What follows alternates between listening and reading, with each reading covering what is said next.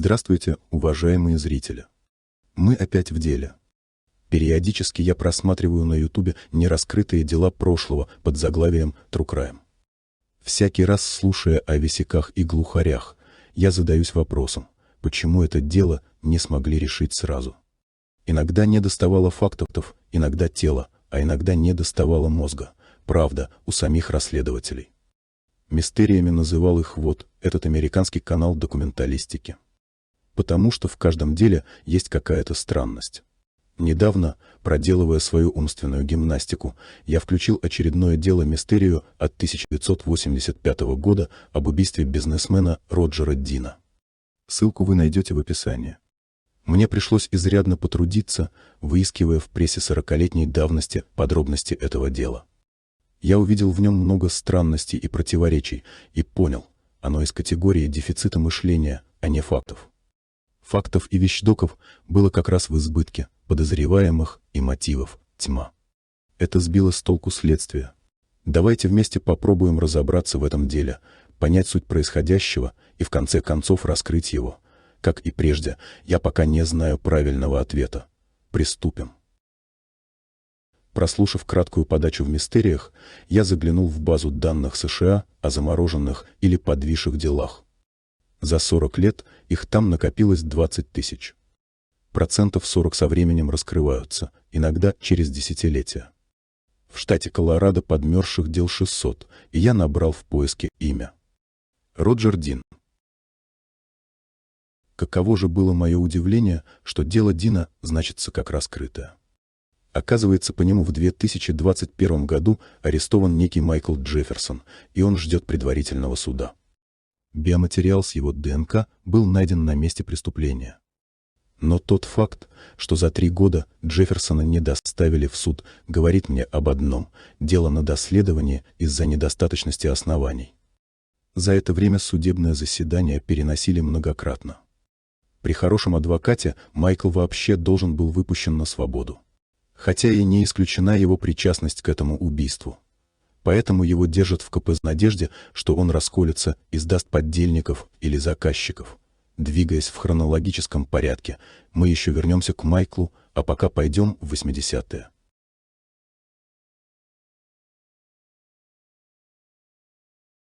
Убийство произошло в пригороде Денвера, штат Колорадо. Жилой массив по названию Лоун-3 «Одинокое дерево» административно подчинялся тогда городку Литлтон. Лоун-3 застроили семейными домами в начале 80-х, где сразу же поселился крепкий средний класс. Новые дома продавались бойко, цена от 160 до 220 тысяч долларов. Роджер Дин в свои 50 был успешным бизнесменом. Вместе с партнером он владел фирмой Sinseldin Brokerage, посредником между оптовыми поставщиками пищевых продуктов и ритейлом. Клиенты с обеих сторон были довольны работой компании. Офис Дина находился в центре Денвера, и каждый день с утра, ровно в 6:15, он выезжал на работу из своего спального района. Ехать ему было от силы полчаса. Дом, который приобрели Дины у застройщика, размещался на улочке Биг-Хорн-Корт. Он был простором, с перспективой на разрастание семейства, имел 2 этажа, хотя спереди это незаметно.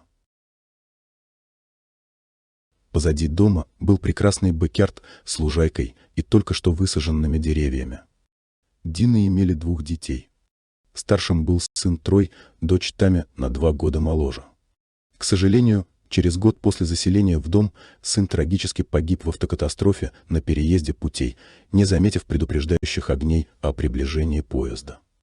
Дочь Тами вышла замуж, и молодая пара сняла жилье в Литлтоне, поэтому 3 спальни пустовали, и в 1985 году чета Динов оказалась одна, в большом, но пустом доме. Жена Роджера, Дорис, или как ее все называли, Ди-Джей, была натурой творческой, с энтузиазмом занималась интерьером и комфортом в доме, была хорошим советчиком мужу и детям. Ди-Джей и Роджер поженились в 1959 и дружно прожили 21 год. Новый дом давал перспективу на новую счастливую жизнь, достойно встретить свое 50-летие. Однако была одна проблема. Пока шло строительство дома, Роджер взял на работу новую секретаршу, немного моложе его, одинокую мамочку, проживающую с сыном-тинейджером. По роду обязанностей была вхожа в дом Динов, и Ди-Джей считала ее хорошей помощницей и даже подругой. Но потом Ди-Джей узнает о ее романе с мужем, и это нанесло сильнейший удар по их отношениям с супругом. Ди-Джей всегда считала, что гибель сына была не случайной. Ее предопределила атмосфера в доме. В октябре 1985-го появились проблески надежды на светлую полосу в их жизни. Муж поклялся, что закончил свою 5-летнюю связь с секретаршей, и теперь все будет как прежде. Если не дети, то тепло отношений вернется в их дом.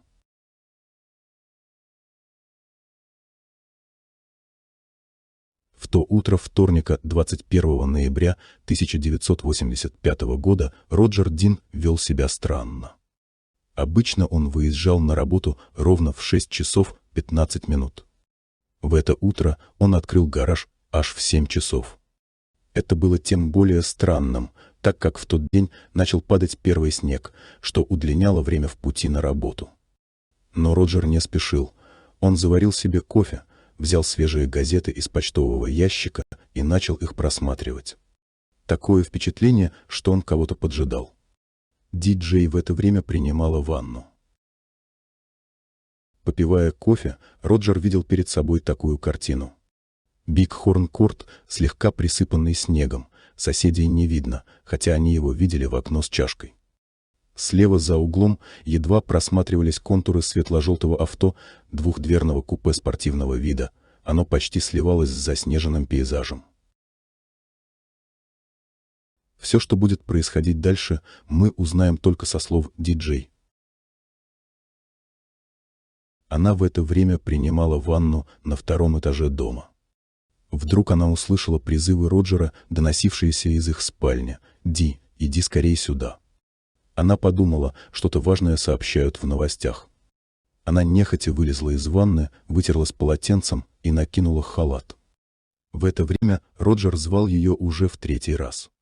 Что там могло произойти такое важное? Неужели его выбрали мэром Денвера? Никогда Родж не беспокоил ее по пустякам. Расположение спален, ванной и холла было приблизительно таким. План нам понадобится для понимания происходящего.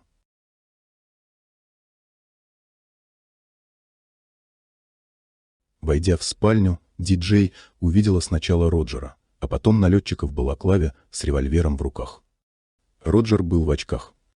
Дин чаще использовал очки, хотя имел и контактные линзы. На работу он предпочитал ездить в очках, глаза не так устают. Налетчик держал револьвер, направленным на Роджера. Он приказал Дину связать руки и ноги жены веревкой, а клейкой лентой заклеить ей глаза. Ах, это универсальная серая лента на все случаи жизни. А вот кляп преступник почему-то не использовал. Роджер спросил: «Вы не собираетесь причинить нам вреда?» «Нет, если будете послушны», — был ответ. Ди-Джей осталась лежать в спальне на кровати, руки связаны за спиной. Роджера преступник увел в другую комнату, спальню Тами. Далее Ди-Джей слышала громкий разговор незнакомца с Роджем, но слов разобрать было нельзя, так как спальни разделены ванной и небольшим коридорчиком между ними. Внезапно налетчик вернулся к ней и спросил: «Сколько у вас на сберегательном счете в банке?» «Я не знаю», — отвечала Ди, и это была правда, всеми финансовыми вопросами занимается муж. «Тогда где твои украшения?» — спросил налетчик. Ди-Джей кивнула на тумбу. У грабителя был черный рюкзак, в котором он принес свои инструменты. Он прошмонал все ящички и высыпал ее золото в рюкзак. С одним и тем же вопросом об их банковском счете грабитель забегал к Ди-Джей несколько раз.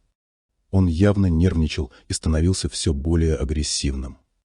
В последний раз допрашивая Дорис, преступник внезапно услышал шум на лестничной площадке и стремительно выбежал. Ди услышала звуки борьбы на лестнице и голос Роджера. «Хорошо, пойдем в банк, и я отдам эти чертовы деньги. У меня на счету 30 000». Далее диджей услышала перебранку. Сначала Роджер выкрикнул «Сукин сын!», а налетчик завопил «Стой! Не делай этого! Я убью тебя!». Далее последовал звук выстрела, потом еще несколько. Первый выстрел попал в перила и срикошетил в левую руку Роджера, когда он сбегал вниз по лестнице. Преследуя Дина, уже на первом этаже преступник выпустил в него 3-4 пули, они прошили насквозь Роджера и входную дверь. Замечу, что в документальной реконструкции событий допущена ошибка.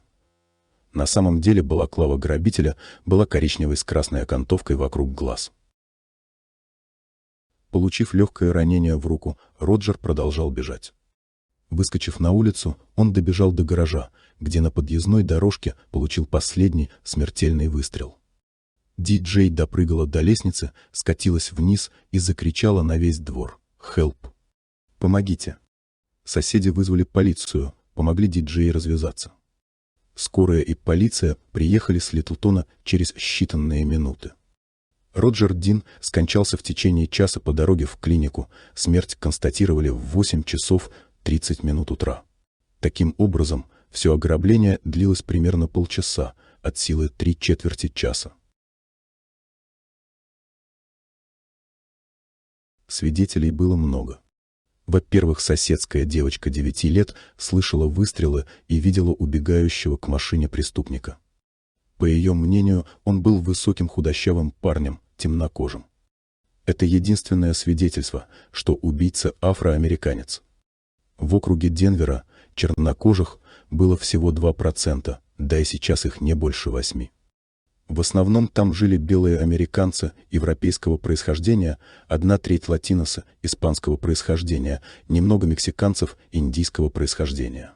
Свидетелями были также дети разного возраста, поджидавшие школьный автобус на остановке. Они уточнили рост и возраст убийцы – 6 футов, лет 20, но все заявили, что он был белым. Дети видели, как он садился в авто и резко стартанул, взвизнув шинами. Из-за снега и расстояния они не смогли составить единообразный портрет убийцы. Что касается марки авто, то единодушия в показаниях не было. Одни говорили Pontiac 68-го, другие Oldsmobile или Plymouth 76-го, один назвал авто Доджем. Все говорит о том, что это был так называемый пони-кар, стилизованное под спортивный автомобиль двухдверное купе с удлиненным носом и куцым задом. У него был редкий цвет кремово-желтый, учитывая, что желтых тогда было всего 2%. Идти на дело с таким приметным авто было глупостью, на разборке можно было выбрать что-нибудь и посерее. Психологи утверждают, что желтый цвет авто выбирают оптимисты и гедонисты. Марка говорит о молодом возрасте, именно на него и были таргетированы пони-кары. Недорогой, почти спортивный, с 3-литровым движком. Но мода на них была 15-20 лет назад. Может, поэтому полиция объявила, что ищут белого мужчину 20-40 лет, рост 185 сантиметров.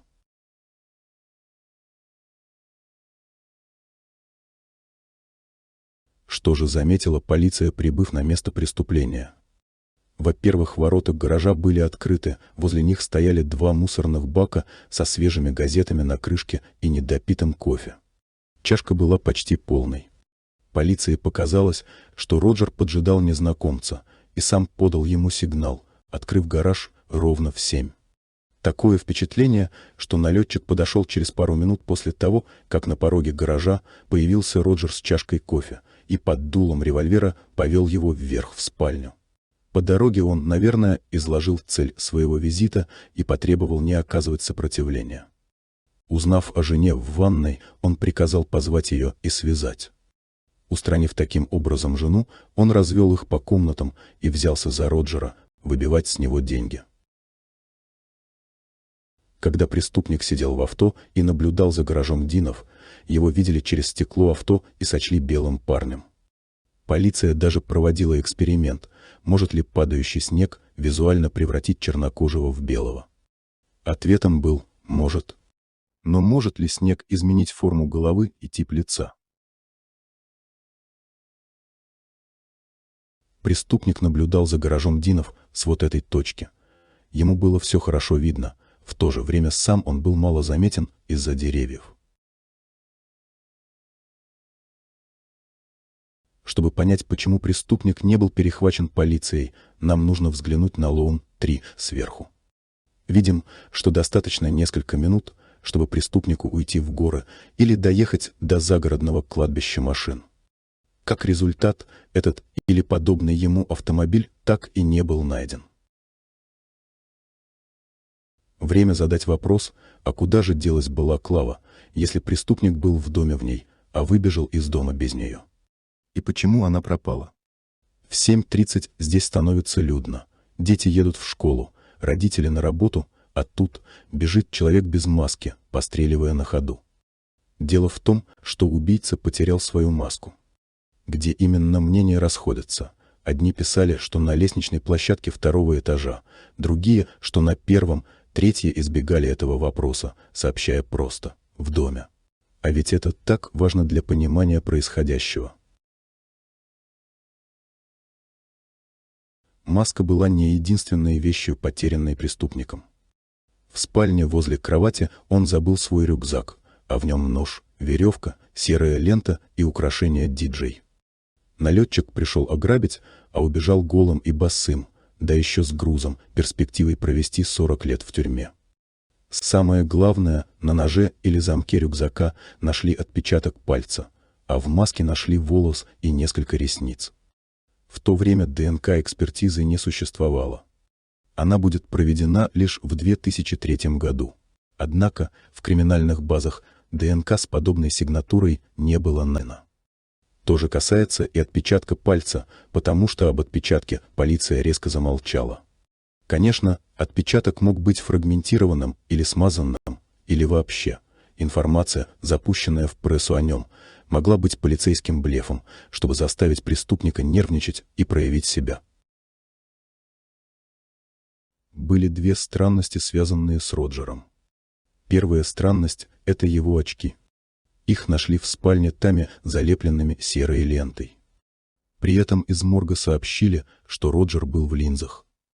Роджер был близоруким, носить линзы и очки от близорукости одновременно невозможно.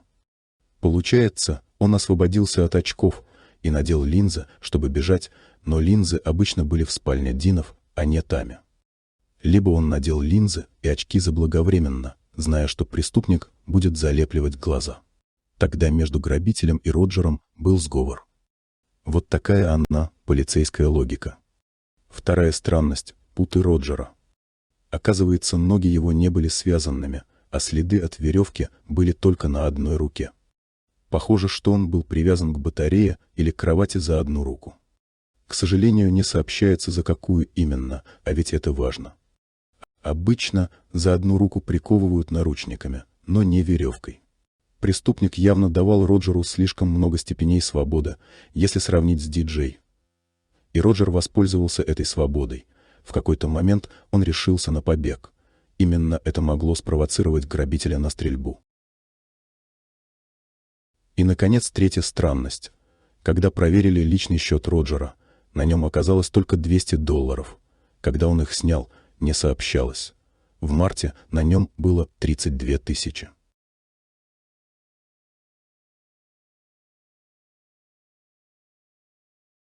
Как это часто бывает в случаях с убийством, в круг подозреваемых прежде всего попадают члены семьи, любовники, любовницы, бизнес-партнеры.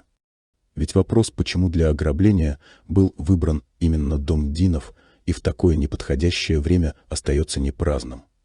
Подозревают прежде всего тех, кому выгодна смерть Роджера Дина. Все его имущество, а это несколько домов, половина бизнеса и 2 страховки жизни получила жена и дочь Роджера. Речь идет о сумме минимум-миниморум в $1 миллион, а при хорошей цене на брокерский бизнес и все 5.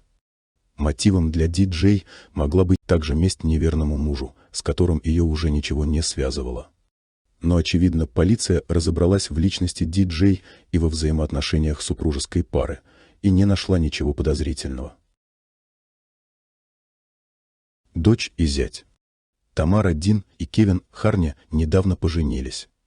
Тами бывшая топ-модель, ищущая новую работу в сфере прекрасного. Кев закончил архитектурный и тоже был в поиске престижной работы. Тами вспоминает, что за месяц до трагедии отец рекомендовал им поехать поискать работу в Аризоне.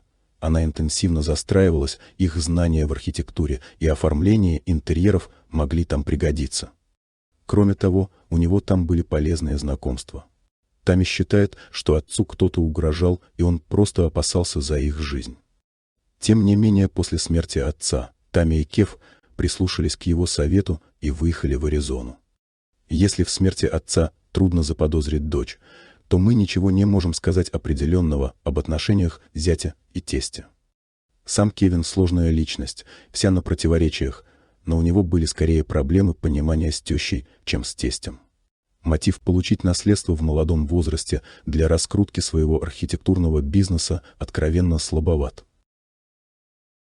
Кроме близких, Роджер имел большое количество дальних родственников.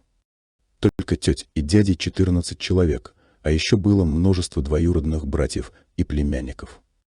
Сообщалось, что у некоторых из них были проблемы с законом. Однако Ди-Джей встала на защиту семьи Роджера. В письме в газету она написала, что это неправда, и кроме того, никто из родственников не проживал в Колорадо. Секретарша и ее сын. Отвергнутые любовницы часто мстят своим возлюбленным, иногда смертельно. Но полиция предпочитала более прагматичный мотив – шантаж со стороны секретарши, которая проведала о финансовых махинациях Роджера. Многие фирмы грешат этим – вывод кэша из бизнеса, оптимизация налогов и тому подобное. Подозрение усугублял быстрый отъезд микросемьи любовницы из Литлтона сразу или вскоре после убийства Дина Роджера. Но потом оказалось, что семья решила переехать в другой штат задолго до этого убийства и открыто готовилась к отъезду продолжительное время. Конечно, сын оставался в списке подозреваемых, но в 2003 году добровольно сдал анализы на ДНК. Волос и ресницы оказались не его. Подозрения с них были сняты. Наконец, партнер Роджера по бизнесу. Таинственный мистер Инсел. Ничего о нем не известно. Скорее всего, после смерти Дина не только Ди-Джей продала свою часть бизнеса, но и он сам. По крайней мере, фуд-брокер с именем Синсел выпал из реестра. Неизвестно, знал ли мистер Синсел о махинациях Роджера с наличностью.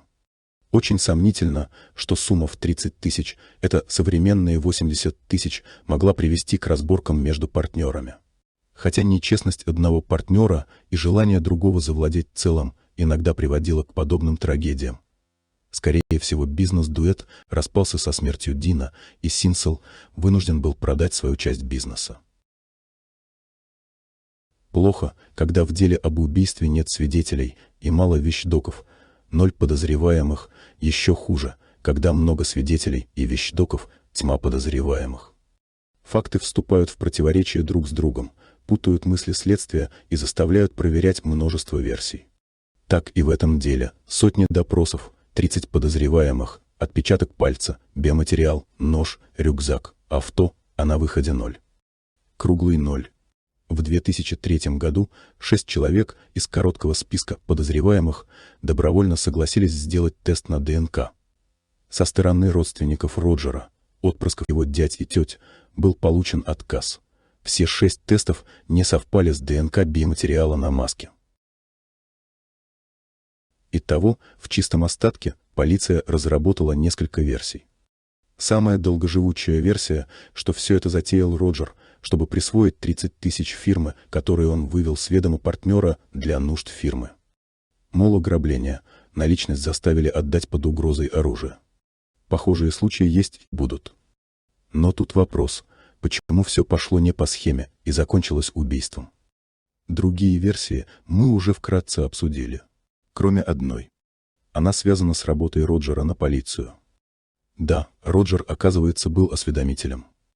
Такая работа всегда опасна, так как ты можешь оказаться под прицелом как криминала, так и самой полиции.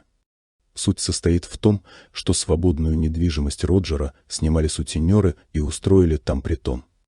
Роджер мог их просто выселить, Но полиция попросила не делать этого, чтобы оставить их кубло под наблюдением.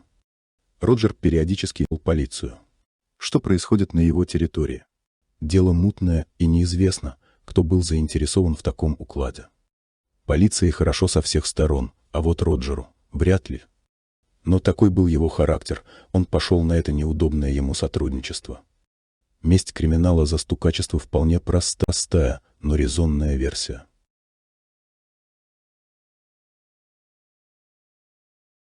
Я закончил изложение фабулы дела.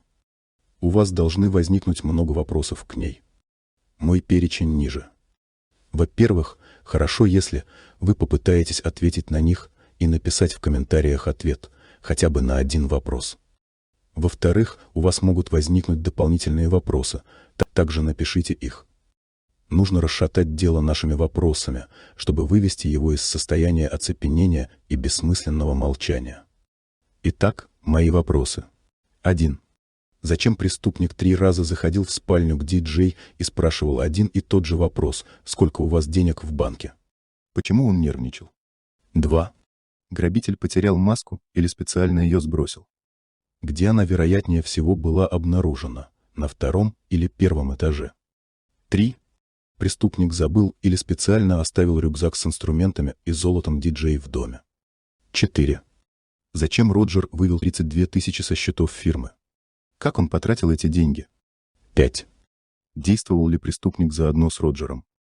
Если да, каков был план? 6. Собирался ли преступник идти в банк с Роджером, чтобы снять 30 тысяч? 7. Намеревался ли Роджер имитацией ограбления скрыть вывод денег из счетов компании? 8. Зачем Роджеру были линзы, если он сверху надел очки? Видел ли что-либо Роджер в спальне, когда жена застала его в очках? Почему грабитель не сбросил очки Роджера, а вязал клейкую ленту по ним? 9. Свидетельствует ли факт, что Роджер был в очках, когда уже надел линзы, о сговоре Роджера с грабителем? 10. Почему следы веревки, связывания, были только на одной руке? Как вы думаете, на какой, левой или правой? Основной вопрос – это было неудавшееся ограбление третьих лиц, сговор Роджера с подельником или чье-то спланированное убийство? И, наконец, какую бы полицейскую версию вы взяли в разработку как наиболее перспективную? А может, у вас уже возникла своя? Напишите. Надеюсь, вам понравилось дело Роджера Дина. Замороженное, подвисшее, нераскрытое. Уверен, что общими усилиями мы его раскроем. Мой подход вы помните. Внимание к деталям, анализ ситуации, выдвижение и отбор гипотез, синтез всех фактов воедино. С вами был Михаил Бутов.